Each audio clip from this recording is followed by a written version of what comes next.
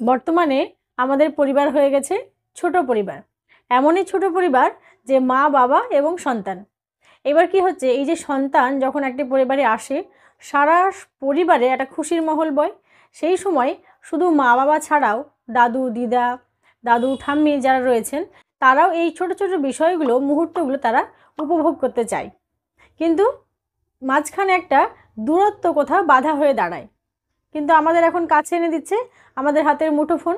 তো এখন প্রশ্ন হলো অনেক মায়েদের যে এই ফোনের মাধ্যমে, অর্থাৎ ভিডিও কলের মাধ্যমে যদি গ্র্যান্ড প্যারেন্ট যারা রয়েছেন তাদের সঙ্গে একটু যোগাযোগ করানো যাবে কি।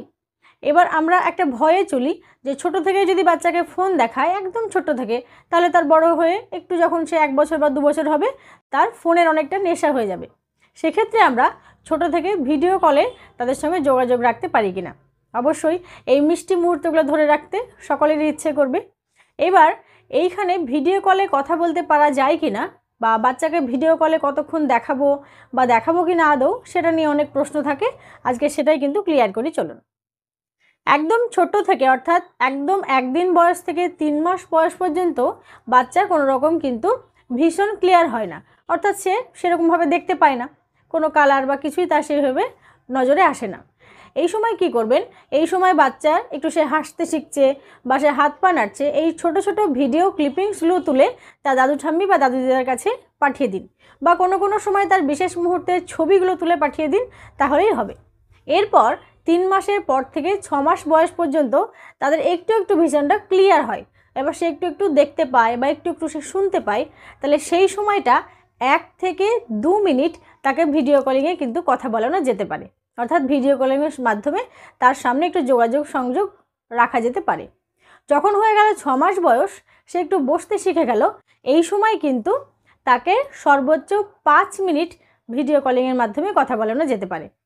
এবার এইখানে কিছু সাবধানতা অবলম্বন করতে হবে, যে বাচ্চা যখন শুয়ে থাকছে বা ন্যাচারালি 3 মাসের পর সে বসতে পারছে না, সেই সময় যখন তাকে ভিডিও কলে কারোর সঙ্গে আমি সাক্ষাৎ করাবো, সেই সময় আমার এই মুঠোফোনটা আমার হাতের মুঠোতে যেন খুব শক্তভাবে ধরা থাকে, যেন কোনোভাবে পড়ে গিয়ে তার নাক মুখের ওপরে লেগে না যায় বা বিপদ না ঘটে যায়। যখন সে বসতে পারছে, তার সামনে ফোনটা এমনভাবে শক্ত করে ধরবো যেন সে ঝটকা দিতে গিয়ে পড়ে গিয়ে তার নাক মুখে কোনোভাবে সে আঘাত না পায়। এরপরে বলি, যখন এই 6 মাস হয়ে যাচ্ছে, বসতে শিখছে, তখন 5 মিনিটের বেশি তো দেবই না।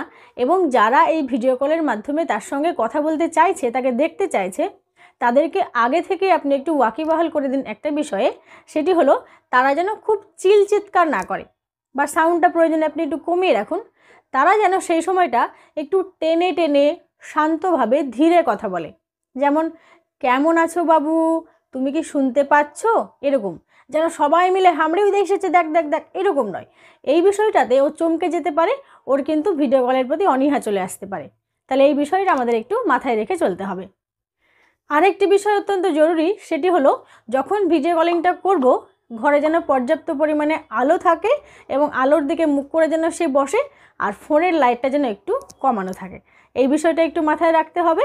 এনজয় প্যারেন্টিং এবং এনজয় ভিডিও কলিং। ভালো থাকবেন। সঙ্গে আরও যদি প্রশ্ন থাকে এই বিষয়ে কমেন্ট বক্সে আসবেন, আমি যথাসাধ্য চেষ্টা করব এই বিষয়গুলো ক্লিয়ার করে দেওয়ার। ধন্যবাদ পাশে থাকার জন্য।